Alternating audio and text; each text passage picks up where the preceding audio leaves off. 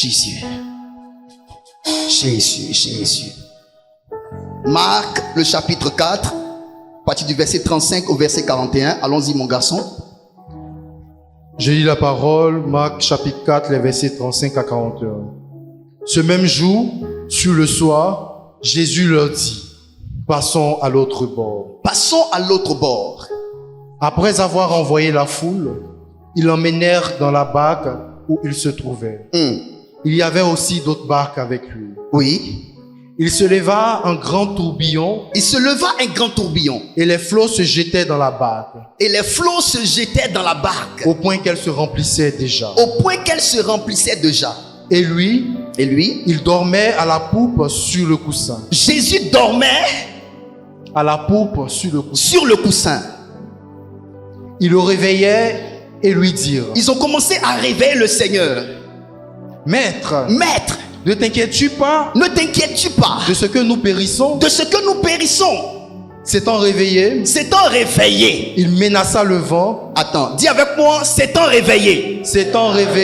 Peuple de Dieu, nous sommes ici ensemble. Dis avec moi, s'étant réveillé. Dis, le réveil de l'Éternel. Dis avec moi, il faut maintenant. Le réveil de l'Éternel. Amen. Continue. S'étant réveillé, il menaça le vent. Et dit à la mer. Silence. Tais-toi. Et le vent cessa. Et il y eut un grand calme. Puis il leur dit. Pourquoi avez-vous ainsi peur? Ainsi peur. Écoutez-moi bien. Il leur dit quoi? Pourquoi avez-vous ainsi peur? Les disciples de Jésus étaient réveillés. Cependant, leur réveil n'a pas pu calmer la tempête. Mais le réveil de Jésus a calmé la tempête. Sur ce réveil, Jésus leur dit, pourquoi avez-vous ainsi peur? C'était le réveil de la peur.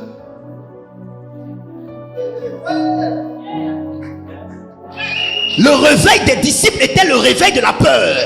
Le réveil des disciples était le réveil de la psychose. Le réveil des disciples était le réveil du doute. Le réveil des limites. Le réveil des limitations de l'église.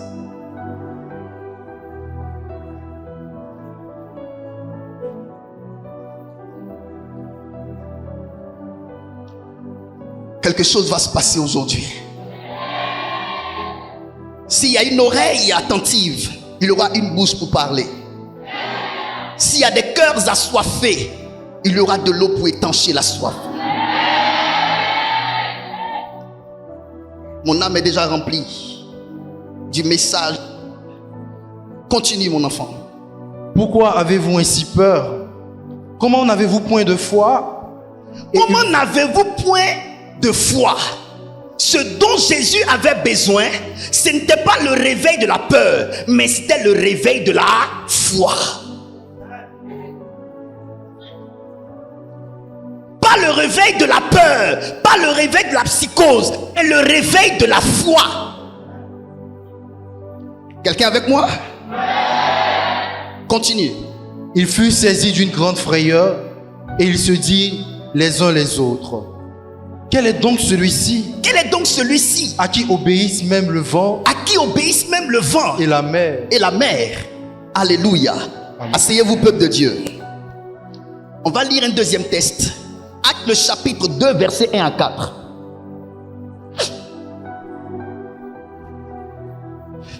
Actes le chapitre 2, les versets 1 à 4. Je lis la parole. Oui. Le jour de la Pentecôte. Ils étaient tous ensemble. Dans le même lieu. Tout à coup. Il vint du ciel. Un bruit comme celui d'un vent impétueux. Il remplit toute la maison. Où ils étaient assis. Des langues semblables à des lampes de feu. Dis avec moi des langues semblables à des langues de feu. Dis avec moi le feu. Alléluia. Continue. Des langues semblables à des langues de feu leur apparurent. Des langues semblables à des langues de feu leur apparurent.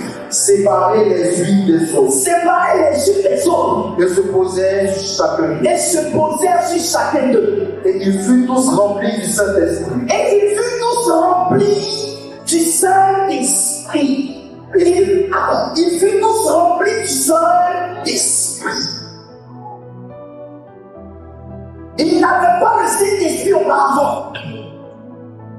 Et lorsque des langues sous forme de feu se posèrent sur eux, ils furent remplis du Saint-Esprit.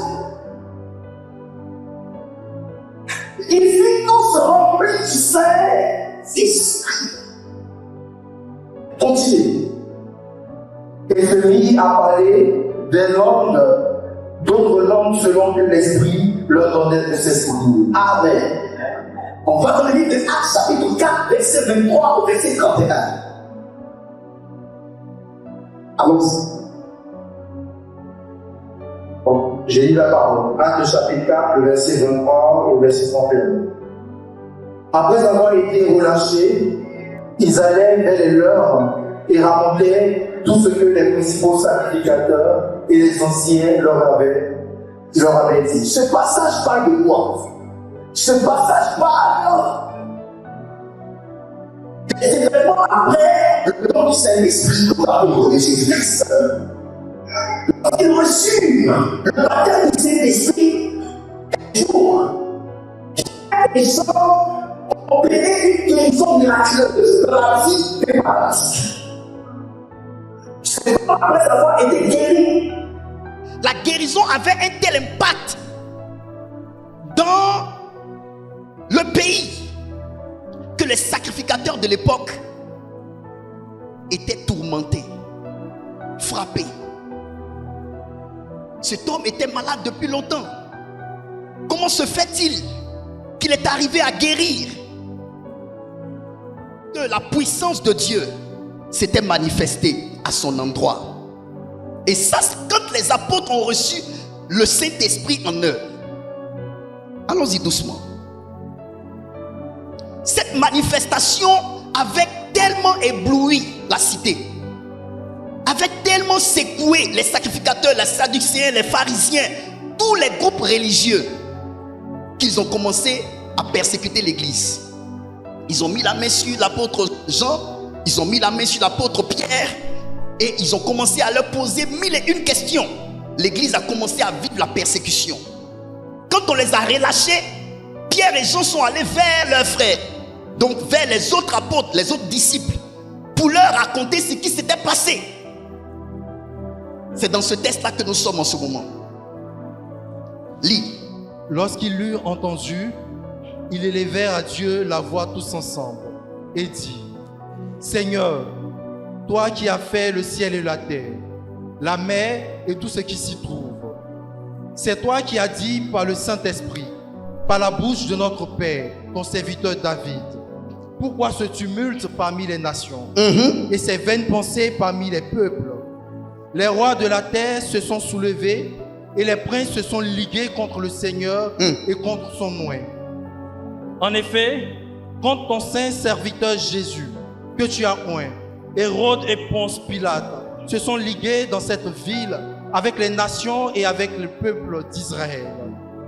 Pourquoi fais tout ce que ta main et ton conseil avaient arrêté d'avance?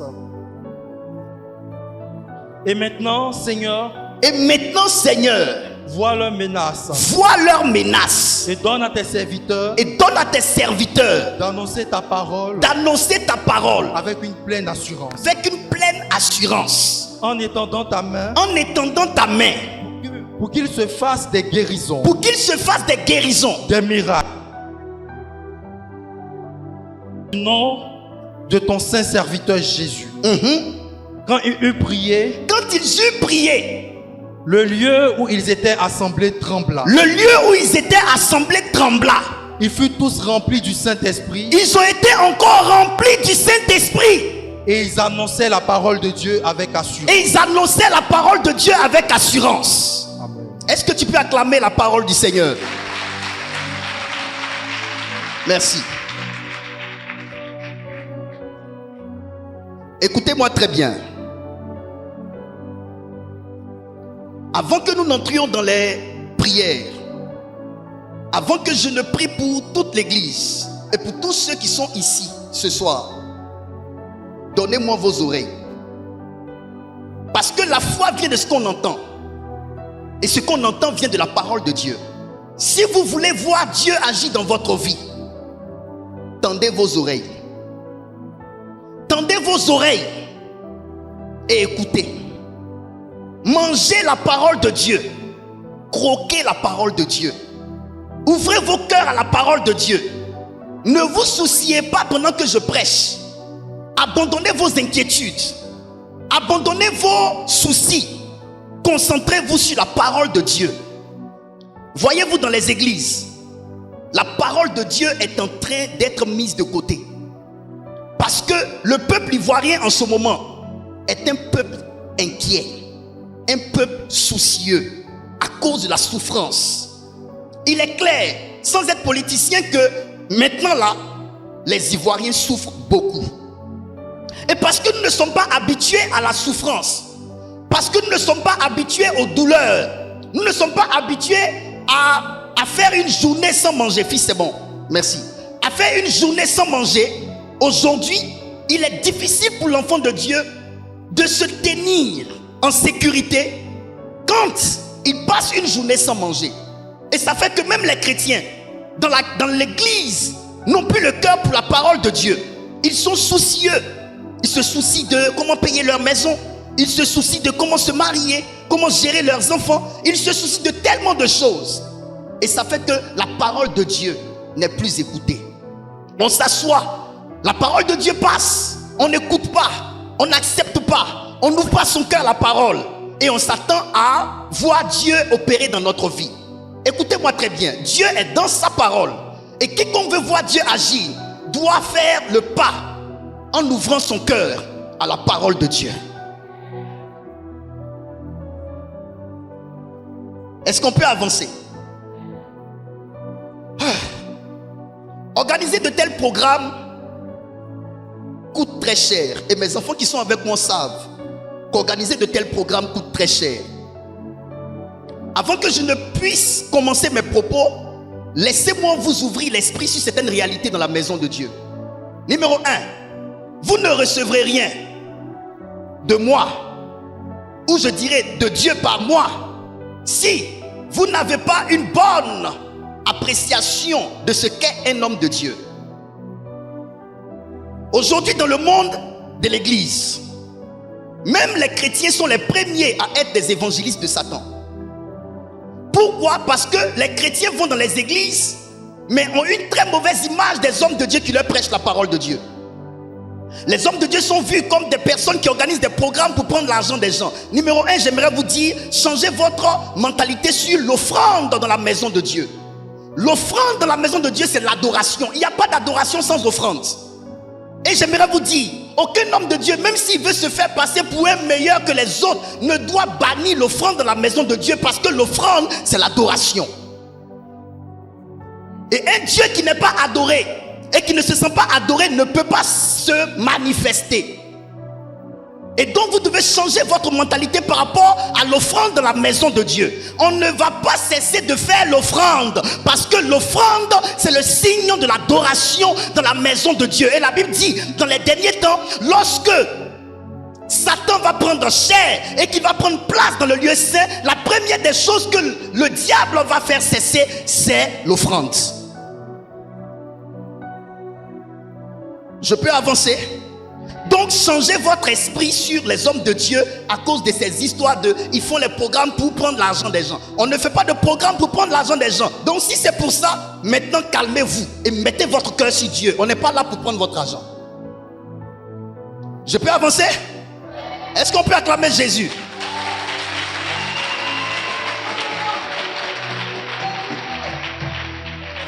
Deuxième chose, à la fin de ce programme, mes fils et mes filles vont distribuer des sacs de riz et des vivres à des personnes qui n'ont pas de moyens, pour leur prouver notre compassion. On n'a pas pris crédit pour le faire. On a désiré le faire de notre bon cœur. Les offrandes qui seront faites ici, ça sera la preuve de votre adoration envers votre Dieu. Point barre. Ça ne sera pas pour remplir les poches de quelqu'un. Et donc, ouvrez vos cœurs sur ce que nous allons faire ici. Changez donc votre esprit sur les oints de l'Éternel. On peut avancer? On peut avancer? Ok. Deuxième chose. Je suis venu ici pour organiser ce programme parce que le Seigneur a mis ce programme sur mon cœur.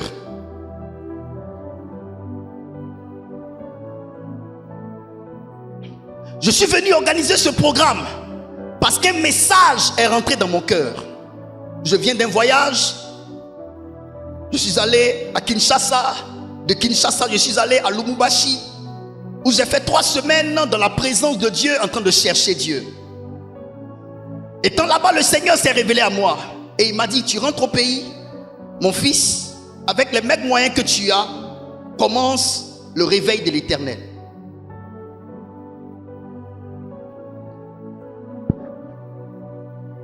Pourquoi le réveil de l'Éternel?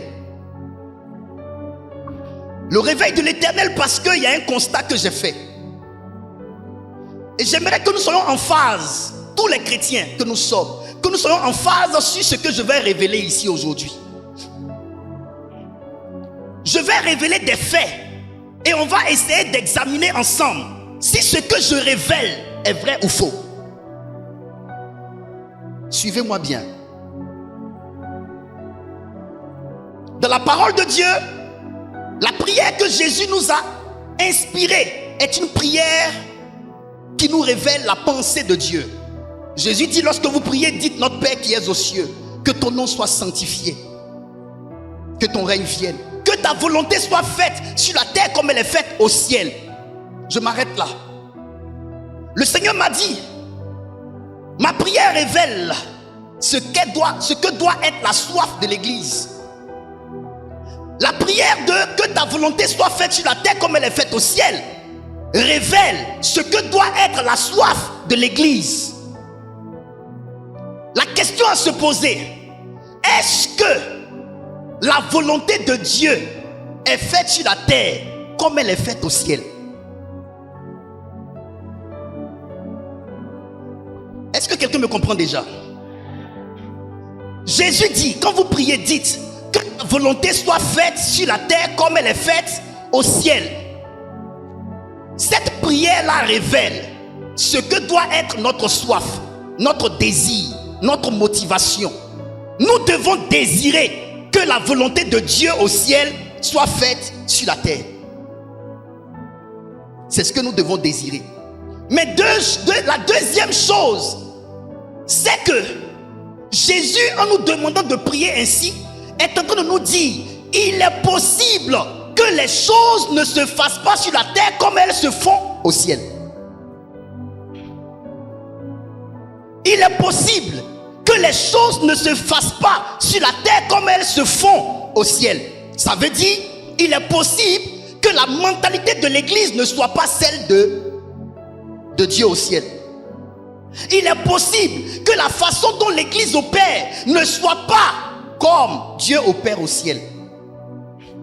Il est possible que la façon dont l'église est gérée, ça ne soit pas comme Dieu considère l'église, la gestion de l'église au ciel. Il est probable que les choses ne se fassent pas sur la terre et dans nos églises comme elles se font au ciel. Alors Dieu est en train d'attirer notre attention sur une grande équation. La question que l'église doit se poser, est-ce que les choses se font sur la terre comme elles se font au ciel? Amen. Est-ce que je parle bien? Est-ce que je parle bien? Il y a une question à se poser. Est-ce que les choses se font dans l'église comme elles se font au ciel? Est-ce que les hommes de Dieu se comportent comme Dieu le veut au ciel? Est-ce que les églises opèrent comme Dieu voudrait qu'elles opèrent au ciel. Est-ce que la gestion des fidèles se fait dans les églises selon que Dieu le veut au ciel? Dans la parole de Dieu, le Seigneur a marché avec un homme qui s'appelle Moïse. Et Dieu lui a dit: Moïse, fais un tabernacle selon le modèle que je te montrerai au ciel. Pour vous amener à comprendre que Dieu veut qu'on fasse les choses qui concernent le ciel comme les choses se font au ciel.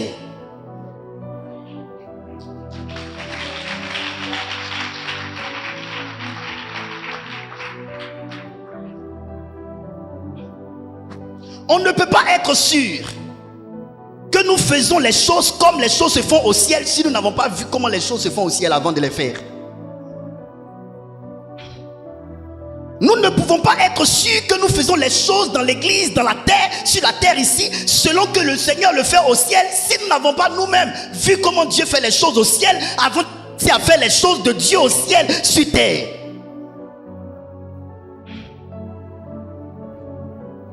J'ai commencé donc à réfléchir. Proverbe chapitre 16 verset 20. La Bible dit: celui qui réfléchit sur les choses trouvera le bonheur, et celui qui se confie en l'Éternel il sera ainsi heureux. J'ai horreur de l'église qui ne s'assoit pas pour réfléchir. J'ai horreur des chrétiens qui ne s'asseyent pas pour réfléchir.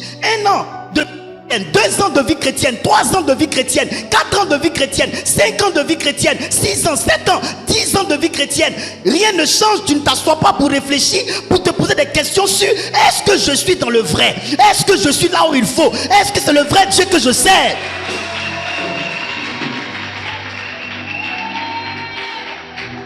Les Ivoiriens ont tendance à dire allons avec ça. Même camarades, avant de dire allons avec ça, réfléchissons le savoir. Est-ce que c'est dans le cas là, dans ce cas là qu'on doit monter pour aller?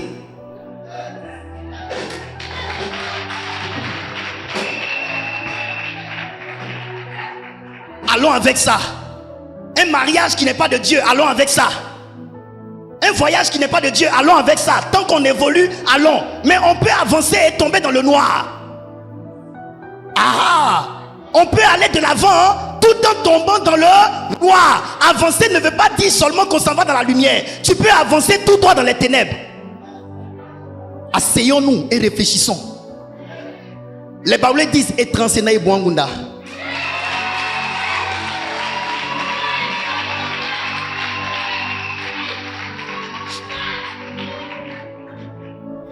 Alléluia. Celui qui réfléchit sur les choses trouvera le bonheur. Maman, 10 ans dans l'église, rien n'a changé. Transé, assois-toi et réfléchis.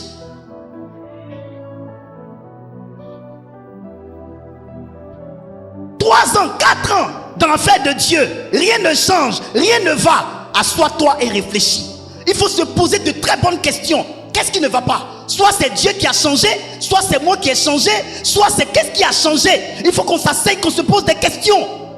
On ne peut pas avancer comme ça. L'âge évolue et l'homme s'en va vers sa mort. Quand est-ce qu'on va expérimenter ce Dieu?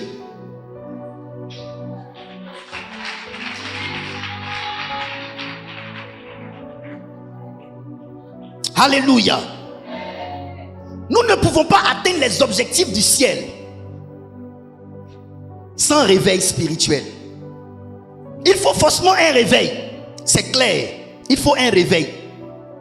Un réveil de conscience, un réveil de mentalité, un réveil dans l'âme, un réveil à tous les niveaux de notre vie. Il faut un réveil. Alléluia. Dans la parole de Dieu, le réveil est symbolisé comme le feu. Dans la parole de Dieu, le réveil est symbolisé comme le feu. C'est pourquoi nous avons lu le texte de Actes des Apôtres. Jésus confie une mission à ses disciples, mais il leur dit attention. Avant que vous n'alliez en mission, il faudrait que vous partiez dans la chambre haute pour attendre la venue du Saint-Esprit. Quand l'Esprit de Dieu vient, il envoie le feu. Ils sont réveillés spirituellement. Ça, c'est le réveil de l'église. Sans réveil, il est impossible d'accomplir la mission du Seigneur. Est-ce qu'on est clair? Vous comprenez jusque-là? Il faut forcément un réveil. N'est-ce pas? Nous apprenons ici et là, depuis de nombreuses années, le thème réveil spirituel. Tous les chrétiens vraiment qui sont dans des églises charismatiques entendent parler de réveil spirituel. À l'église catholique, on parle de réveil spirituel. À l'église méthodiste, on parle de réveil spirituel. Partout, on parle de réveil spirituel. Vous allez au Gabon, au Nigeria, il y a le réveil spirituel. En Côte d'Ivoire, on parle de réveil spirituel. On ne peut rien faire s'il n'y a pas de réveil. Non, s'il n'y a pas de réveil, on ne peut rien faire. Il faut obligatoirement le réveil spirituel. Le réveil spirituel est symbolisé par le feu. Le Saint-Esprit est descendu sur les apôtres. Ils ont reçu le feu de l'Esprit. Il est clair qu'ils ne pouvaient pas réussir cette mission sans la descente du Saint-Esprit sur eux. S'ils pouvaient réussir la mission sans la descente du Saint-Esprit sur eux, Jésus n'allait pas poser la prière dans la chambre haute comme condition à la mission. Avant d'aller en mission, restez dans la chambre haute. Attendez de recevoir d'abord le Saint-Esprit. Sans le Saint-Esprit, même si vous connaissez votre mission, vous ne réussirez pas. Il nous faut le réveil. Et les apôtres ont connu le réveil. Ils ont connu le réveil. Et ce réveil-là a donné naissance à un Pierre qui autrefois avait peur, qui a été délivré de sa peur et de sa timidité, qui commença à annoncer l'évangile. Et ce jour-là, la Bible dit, environ 3000 personnes ont été gagnées. Ce réveil-là qu'ils ont connu a emmené plusieurs personnes à embrasser la cause de Christ. Les gens venaient se faire baptiser et on a vu le monde courir après la puissance de Dieu.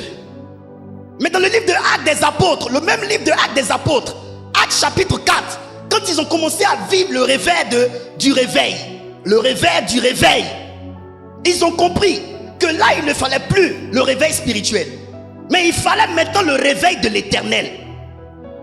Parce qu'ils étaient face à un défi au devant duquel le réveil qu'ils avaient connu autrefois dans le livre de Actes chapitre 2 ne pouvait pas faire face. Et il fallait plus que ce qu'ils avaient reçu. Le réveil qu'ils ont connu en Actes chapitre 2 les a réveillés eux. Mais maintenant en Actes chapitre 4, ils voulaient maintenant que Dieu lui-même se réveille. Parce qu'ils savaient que leur réveil à eux était limité devant le défi qui était au devant d'eux. Est-ce que je peux avancer? Allons-y doucement. Il y a quelque chose qui brûle mon âme. Quelque chose qui brûle mon âme. Il nous faut le réveil spirituel. Le réveil spirituel de nos pères, de l'église primitive, a donné ce que nous avons connu. Environ 3000 personnes. Les gens partaient, se faisaient baptiser. Les gens étaient dans une fusion d'amour. La Bible dit, ils se mettaient ensemble. Chacun vendait ses biens. Personne ne disait que les biens qu'il avait lui appartenaient à lui. Ils se partageaient pour qu'il n'y ait pas de pauvreté, de pauvres dans l'église. Un réveil d'amour. Un réveil où on sentait l'amour, l'harmonie entre les apôtres. Mais face à la persécution, lorsque les sacrificateurs se sont levés contre eux, ils ont mis la main sur Pierre, ils ont mis la main sur Jean, et qu'ils ont commencé à vivre la prison. Quand ils ont échappé, ils sont allés vers leurs frères. Ils leur ont expliqué ce qui s'est passé. Ah, le réveil là est venu. On a commencé à prêcher, guérir des malades, mais les autorités de l'époque ont mis la main sur nous. Ils ont dit non, là, ce défi là, il ne faut plus le réveil. Il faut maintenant que notre Dieu lui-même se réveille. Ils ont commencé à prier, ils ont invoqué l'Éternel. Ils ont dit, Éternel, étends ta main. Cette fois-ci, on ne peut rien faire de nous-mêmes. Il faut que Dieu lui-même étende sa main. Il faut que Dieu lui-même se lève maintenant. Parce qu'on est face à un défi qui nous dépasse. Il faut que l'Éternel se lève. Et la Bible dit, l'endroit a tremblé. Dieu a oint ses hommes. Il a étendu sa main sur eux. Ils ont commencé à prêcher avec assurance en opérant des prodiges, des miracles. Et des grandes choses se faisaient. Ils ont connu 2 réveils. On ne peut pas atteindre les objectifs de Dieu sur la terre si on ne marche qu'avec le réveil de l'église. Il faut que le réveil de l'église parte à la rencontre du réveil de l'Éternel. Il faut que le réveil, l'église qui se réveille, réveille Dieu, pour que Dieu maintenant se réveille, pour que Dieu réveillé et l'église réveillée, les deux forment un et partent en guerre.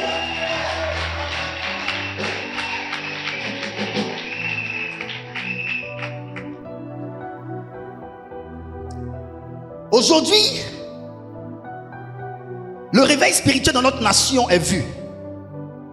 Kakou Sévérin, paix à son âme, disait autrefois, vous verrez dans ce pays, les jeunes chrétiens travailler au sommet de l'État. Vous verrez dans cette nation l'église être au cœur de la politique. Vous verrez beaucoup de chrétiens créer des richesses. Et aujourd'hui, vous êtes au courant qu'il y a beaucoup de chrétiens qui sont dans les postes stratégiques dans ce pays.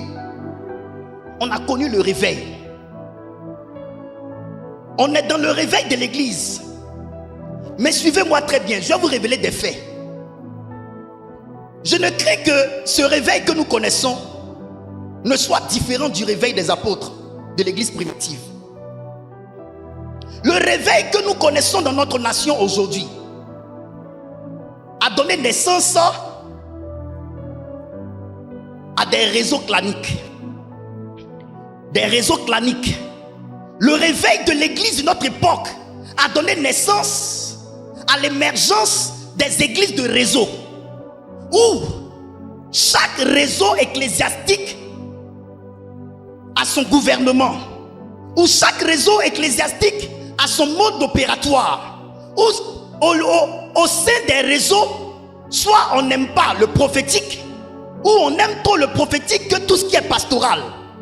Au sein des réseaux, non, suivez-moi bien. Suivez-moi bien.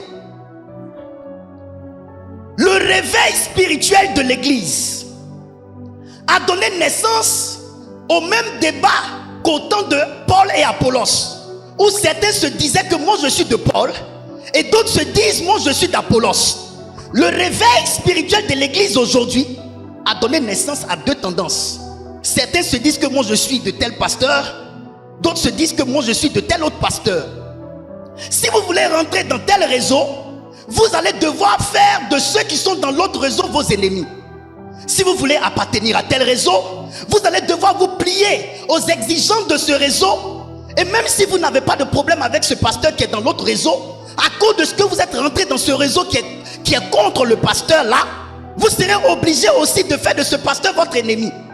Et aujourd'hui, le réveil de l'église que nous connaissons est un réveil qui a laissé place à la haine, au lieu de laisser place à l'amour. Suivez-moi bien. Le réveil de l'église que nous connaissons aujourd'hui n'est pas le véritable réveil du Saint-Esprit. On a le réveil effervescent.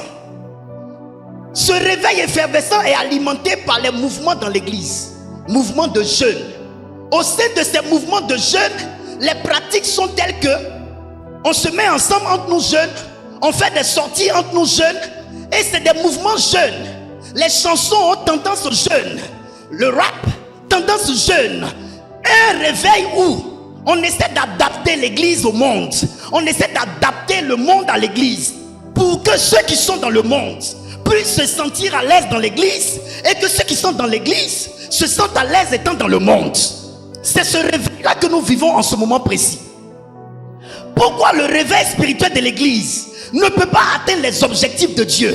Parce que ce ne sont pas les réveils stimulés par la présence du Saint-Esprit dans l'homme.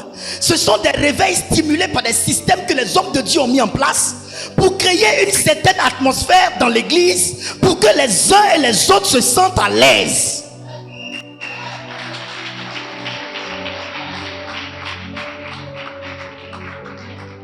Mouvement de jeûne, c'est un réveil où quand tu rentres dans l'église, il y a un système déjà cousu là qui va sur mesure avec les jeunes. Monsieur est connecté à madame pour que les deux se marient. Donc le jeune frère va à l'église pas parce qu'il aime Dieu mais parce qu'il a sa go là-bas.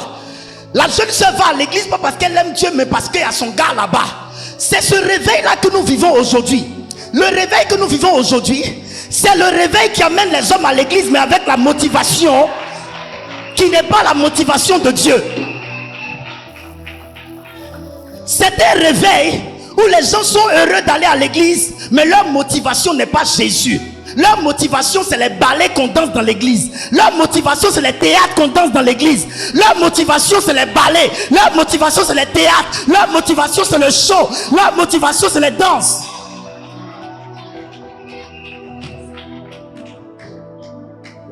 Oui, c'est un réveil effervescent. Ça ne dure pas. Alimenté par les mouvements de l'église. Un réveil d'apparence. Nous sommes dans un réveil d'apparence. Un réveil où tout est devenu comme les appareils de notre ère.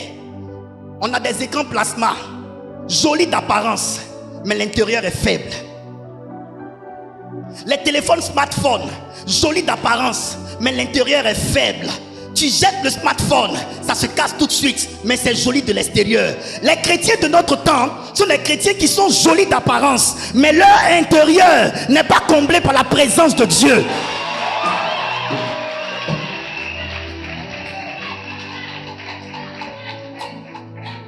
Le réveil de notre temps, c'est un réveil d'apparence. C'est un réveil de la joie d'être chrétien, alimenté par les événements décrits au temps de Noé. Ils se mariaient et mariaient leurs enfants et ils faisaient des fêtes. Les chrétiens aiment aller dans les églises où c'est toujours la fête, mariage. Alors que la Bible dit, les signes de la fin des temps, à la fin des temps, ça sera comme au temps de Noé, où les gens se mariaient leurs enfants et faisaient les fêtes. Aujourd'hui, les chrétiens n'aiment pas aller à l'église à cause de Dieu. Ils aiment aller dans les églises où on a fait, on mange du riz. Ils aiment aller dans les églises où on fait toujours les fêtes.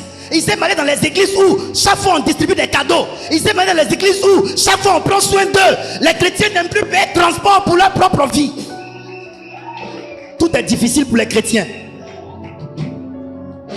Est-ce que je parle du réveil? On est dans un réveil où le chrétien ne prend pas lui-même la charge de son oui à Dieu. On doit le transporter. Il trouve aller à l'église difficile. Tout est devenu difficile pour le chrétien d'aujourd'hui. Aujourd'hui, on est devenu des chrétiens fébriles. On veut aller à l'église, dès qu'on a un petit mal net, on reste à la maison. On veut aller à l'église, dès qu'on a un petit malheur net, on reste à la maison. Quand vas-tu prouver à ton Dieu que tu l'aimes? Vilain chrétien, faux chrétien. Vous parlez des faux pasteurs, mais vous-même vous êtes des faux chrétiens. Vous parlez des faux prophètes, mais vous-même vous êtes des faux chrétiens.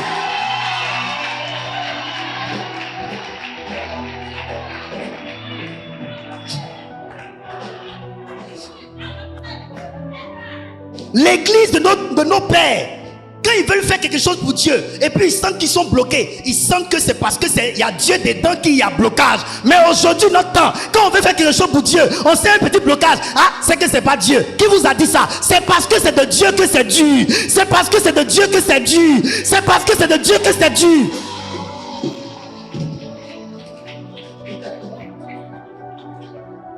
Le réveil des chrétiens d'apparence, faible comme ça. Téléphone, écran plasma. C'est joli d'apparence. Tu le vois, tu la vois. Elle est belle, comme on dit, la belle chrétienne, le beau chrétien. Mais petit vent, tu pleures. Je peux te parler?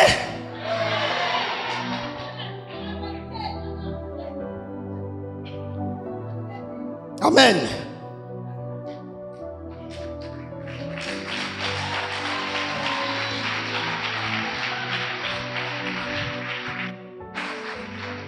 Je suis très content de savoir qu'il y a encore des personnes qui aiment la vérité. Acclame le Seigneur très fort pour la vérité que tu aimes.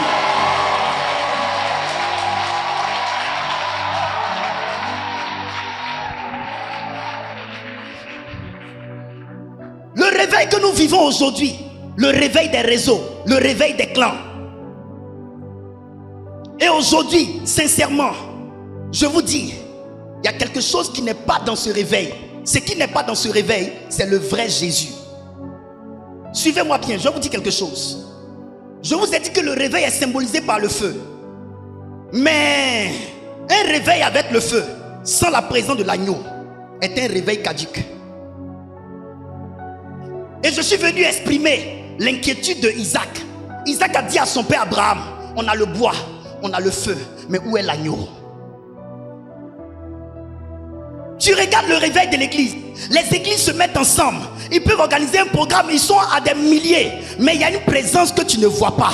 La présence de l'agneau. Même quand on organise des programmes où il y a des miracles, il y a un effet du miracle là, qu'on ne sent pas. C'est que les miracles qu'on opère dans nos programmes n'attirent pas les cœurs vers Jésus. Les gens restent distants de Jésus malgré cela.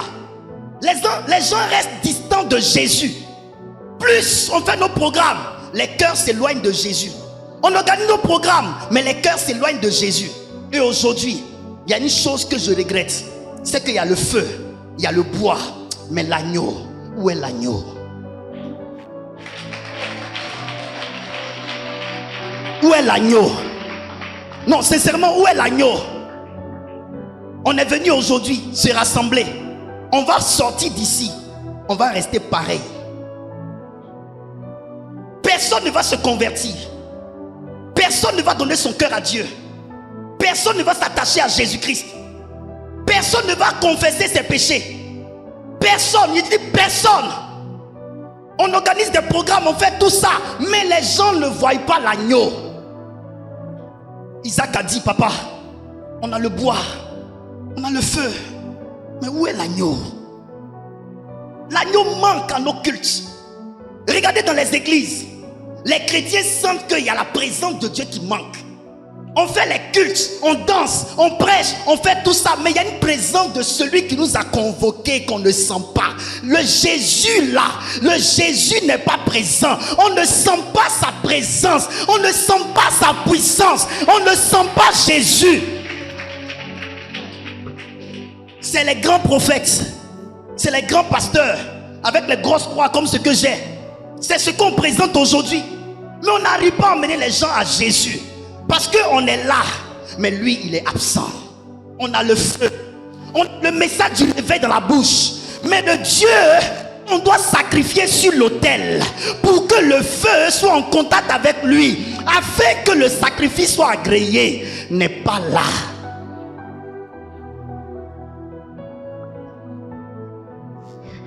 Le Seigneur m'a dit, Isaac a dit, où est l'agneau? Et j'aimerais parler comme Marie de Magdala. Ils ont enlevé mon Seigneur, mais je ne sais pas où ils l'ont mis. Elle s'est levée, elle est allée à la tombe, aller voir le corps de Jésus. Elle arrive à la tombe, elle ne voit pas le corps de Jésus. Elle a crié, ils ont enlevé mon Seigneur, et je ne sais pas où ils l'ont mis. Dans les églises aujourd'hui, on ne sait pas où est Jésus. On ne sait pas où est Jésus. Nous les hommes de Dieu, on a pris sa place. Le groupe de chorale a pris sa place. Les responsables d'église ont pris la place de Jésus. Il y a une chose qui se passe dans le réveil de notre temps. C'est que l'église est remplie de monde. Les corps des humains entrent dans le temple, mais les cœurs des humains restent fermés à Jésus. Le problème du réveil de notre temps, c'est que vous êtes rentrés dans le temple, mais Jésus n'arrive pas à entrer dans votre temple. C'est pourquoi la Bible dit en Apocalypse chapitre 3 verset 10, verset 7, il dit je frappe, je frappe, je frappe. Tu es dans mon temple, mais je frappe, je frappe, je frappe. Tu n'entends pas ma voix. Tu n'entends pas ma voix. Tu n'entends pas ma voix. Vous venez dans la maison de Dieu, mais vos cœurs sont dehors. Et Dieu dit à Jérémie, ce peuple m'honore du bout des lèvres, mais son cœur est éloigné de moi. Le problème aujourd'hui, c'est le chrétien qui est fort de l'apparence, mais qui est fébrile dans l'intérieur. Pourquoi?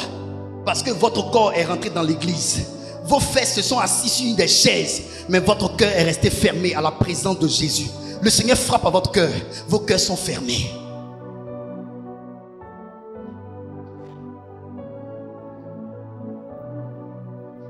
Aujourd'hui, quand je regarde l'église, les chrétiens sont devenus tellement si faibles.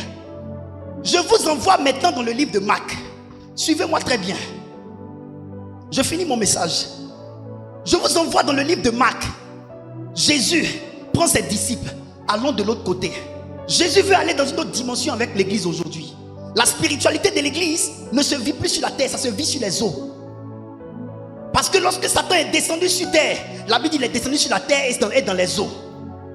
On a fini de marcher avec Dieu sur la terre. Maintenant le Seigneur nous emmène en pleine eau. Nous sommes à l'ère de la spiritualité sur les eaux.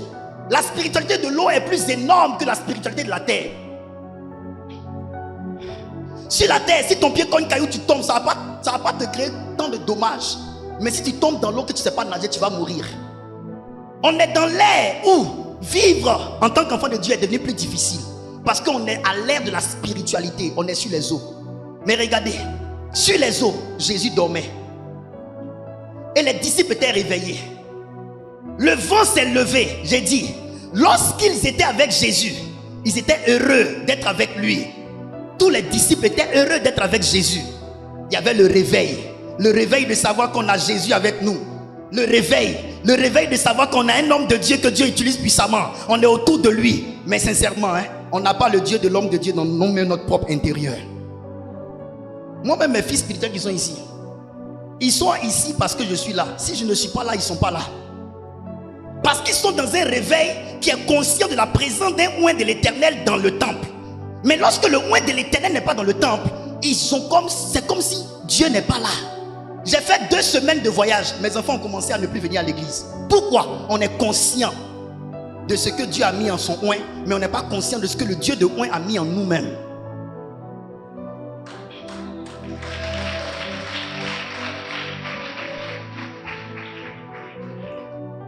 Et j'ai mal au cœur. Ils étaient dans un semblant de réveil, mais un réveil sans fondement solide, un réveil apparent. Jésus dit, je vais dormir, je vais tester.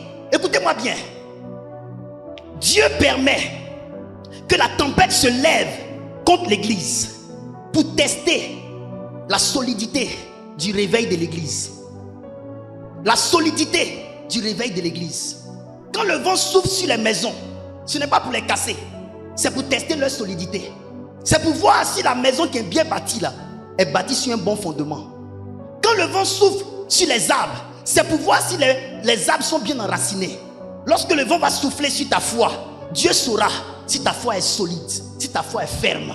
Un petit mal, tu ne viens pas à l'église. Un petit bobo, tu ne viens pas dans la maison de Dieu. Un petit mal de tête, non, je ne vais pas à l'église. Autrefois, Jésus était dans les endroits. On prenait des gens sur des brancards pour aller les déposer devant Jésus pour qu'il les guérisse. C'est quoi ce réveil que l'église connaît aujourd'hui? Où lorsqu'on a un petit malheur net, on ne vient pas. J'ai servi Dieu pendant 3 ans avec l'hernie discale. Mais je servais Dieu quand même.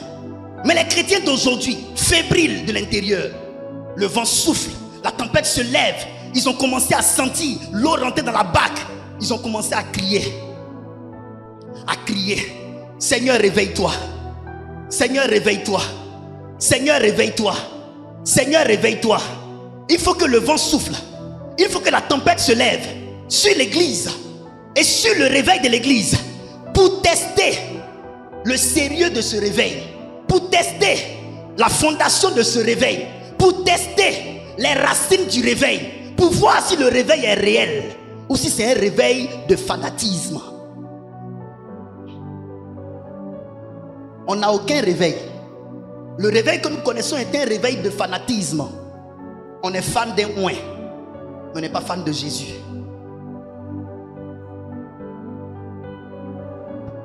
Est-ce que je parle bien? Je m'arrête dans quelques temps.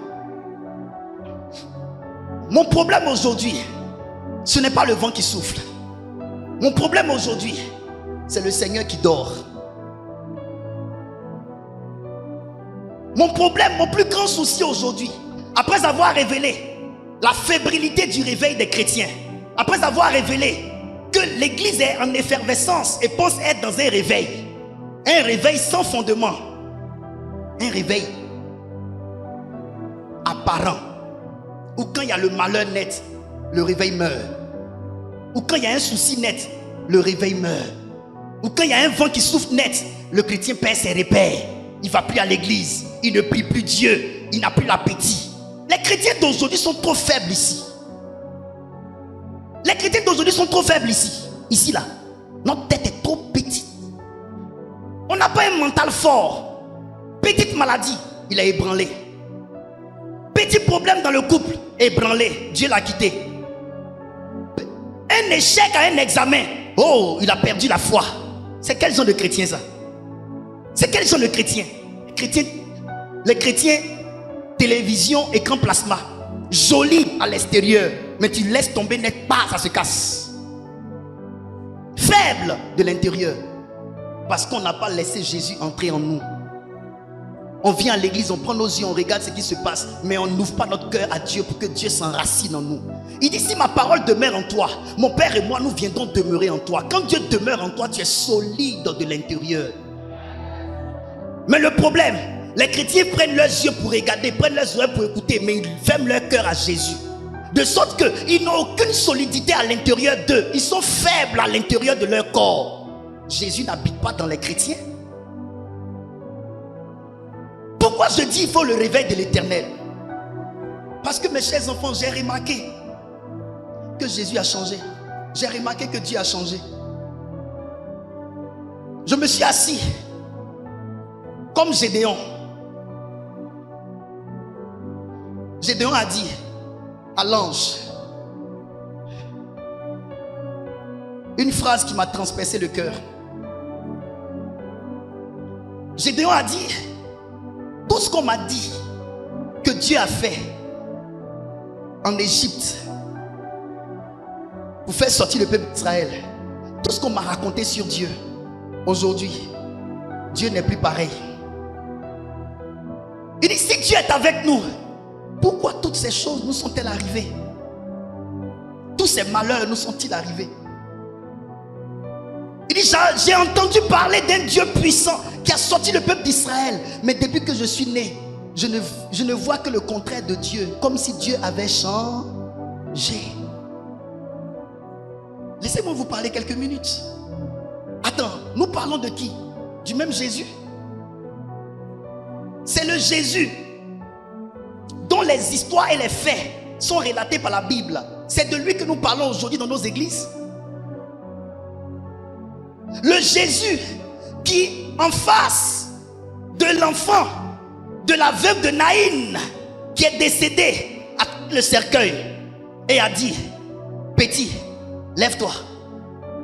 On déposa le cercueil et l'enfant s'est réveillé. C'est de ce Jésus-là que nous parlons aujourd'hui dans nos églises. Le Jésus mentionné par Marthe et Marie, les deux ont dit, si tu étais là, Lazare n'allait pas mourir. Elle pensait que la situation était désespérée. Mais Jésus a dit, ne t'ai-je pas dit que si tu crois, tu verras ma gloire? Elle dit non, Lazare est mort. Il a été enterré, ça fait 4 jours. Il dit, roulez la pierre. Parce qu'avec lui, il n'y a pas de situation désespérée. Il se mit devant la tombe. Il regarda le ciel et il cria, Père, je sais que tu m'exauces toujours. Lazare sort. Et Lazare, sans l'aide d'aucune main, se réveilla, marcha et se révéla devant les hommes.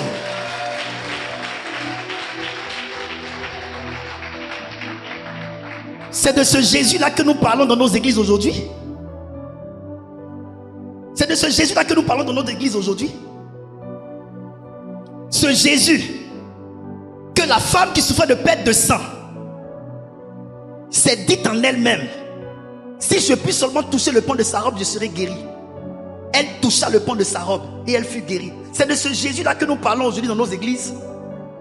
Sans puissance, sans manifestation, sans miracle. Ce Jésus dont on a lu l'histoire dans la parole de Dieu. La Bible dit que le jour même où Pilate était en train de discuter de son sort, la femme de Pilate a dormi. Jésus entra dans son rêve. Elle se réveilla. Elle dit à Pilate, son mari, ne sois pas coupable du sang versé de cet homme, parce que j'ai rêvé sur lui. Il est innocent. C'est de ce Jésus-là que nous, les hommes de Dieu, aujourd'hui, nous prêchons. Comme ça, là. Ce Jésus qui ne fait même rien aujourd'hui. Ce Jésus où nos malades viennent dans nos églises. On les fait retourner à la maison malade. C'est de ce Jésus-là que nous parlons comme ça aujourd'hui. Le Jésus qui multiplie les pains, qui multiplie les poissons.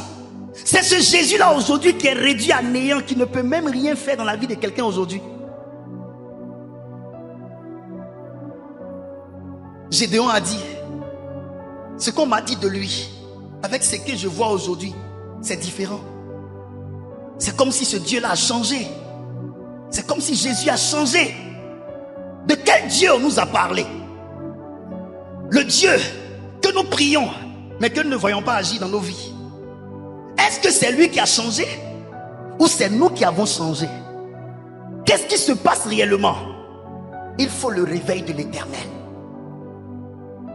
Parce qu'il arrive un moment où le réveil de l'église ne peut pas faire face à la tempête.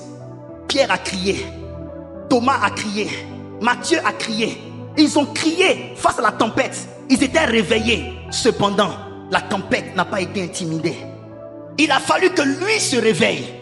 Il faut que l'église arrive à un niveau où elle comprend qu'elle a atteint ses limites. Que l'église comprenne. On prêche le véritable Dieu, mais c'est vrai, on ne le manifeste plus. Il faut qu'on s'asseye. Il faut qu'on se pose de réelles questions. Qu'est-ce qui n'a pas marché? Pierre avait connu ses limites face au tourbillon et à la tempête. Il n'a pas décidé de faire avec ses forces pour calmer la tempête. Il a dit là, mes forces ne peuvent plus calmer la tempête. Il faut que je réveille le maître. On est arrivé à un niveau où David doit reconnaître que quoi que moins, il est faible face au fils de Sérouja. Il ne peut pas livrer bataille contre eux. Il faut que l'Éternel lui-même intervienne. L'église doit accepter d'atteindre ses limites. Arrêtons de donner l'impression à nos fidèles que nous pouvons régler la situation, que notre onction peut régler la situation en les mettant dans une sorte de patience, alors que nous savons que c'est parce que nous n'avons pas la force pour libérer nos enfants spirituels. Arrêtons de prêcher le message de patience. Dieu va faire, il faut patienter, Dieu va faire. On les fait attendre au lieu de reconnaître que nous n'avons pas ce qu'il faut pour régler le problème. Si c'était vraiment la patience qu'il fallait, pourquoi lorsque vous leur avez dit de patienter, ils sont allés dans une autre église et puis Dieu a fait le même jour?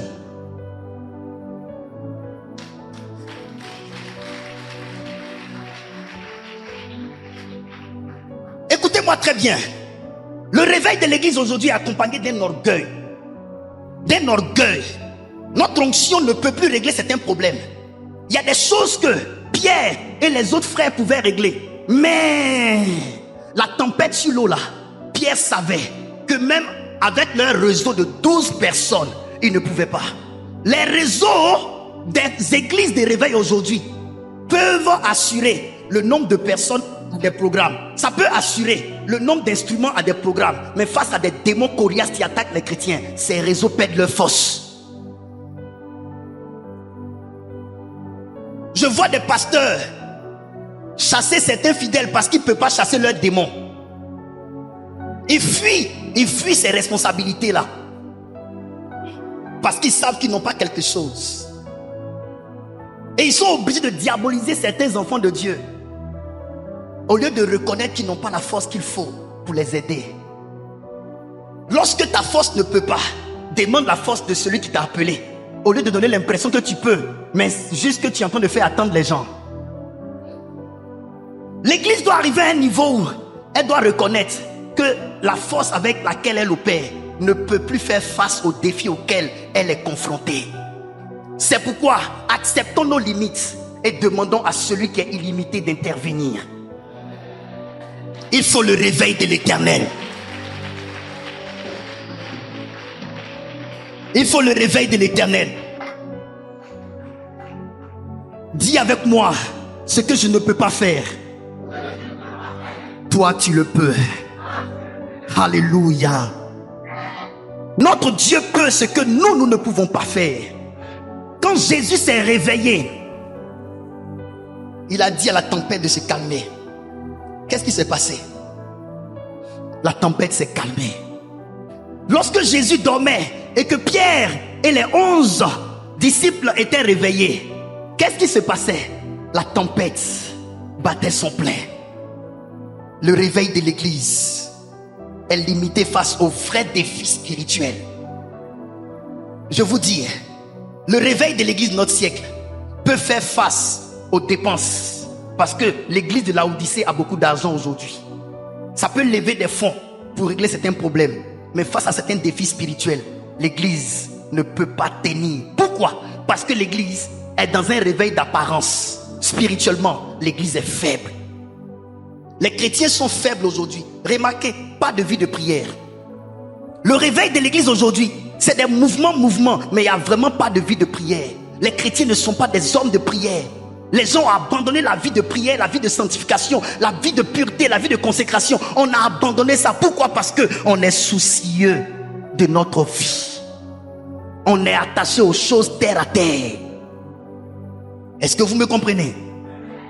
Je lis ce dernier texte et on va prier.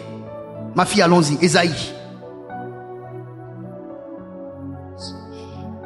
Je lis la parole du Seigneur. Ésaïe 63, versets 15 à 19. Regarde du ciel et vois, de ta demeure sainte et glorieuse, où sont ton zèle et ta puissance, le frémissement de tes entrailles et tes compassions ne se font plus sentir envers moi. Tes compassions, Seigneur, ne se font plus sentir envers nous. Tu es cependant notre Père. Tu es cependant notre papa. Car Abraham ne nous connaît pas. Parce qu'Abraham même ne nous connaît pas. Et Israël ignore qui nous sommes. Et Israël ignore qui nous sommes. C'est toi, Éternel, qui est notre Père. Papa, c'est toi qui es notre papa. Qui dès l'éternité, Qui dès l'éternité t'appelle notre Sauveur. t'appelle notre sauveur.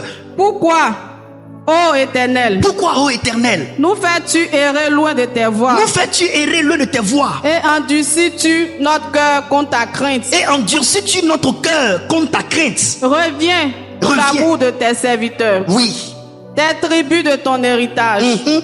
Ton peuple saint Ton peuple saint n'a possédé le pays que peu de temps. n'a possédé le pays que peu de temps. Nos ennemis ont foulé ton sanctuaire. Nos ennemis ont foulé ton sanctuaire. Aujourd'hui, les gens viennent dans l'église, ils détruisent l'église. Les gens rentrent dans l'église, ils volent dans l'église. Les gens cassent les églises. Ça ne fait rien. Dieu ne fait rien. Dieu n'intervient pas. Il n'y a rien qui se passe. Mais qu'est-ce qui se passe, Seigneur?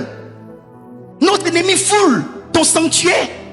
Dernièrement, ils ont volé tous les instruments d'une église méthodiste. Ils ont tout volé. Tout. Instruments. Et tout. Même la Sainte Seine, ils ont tout volé. Les ustensiles de la Sainte Seine, ils ont tout volé.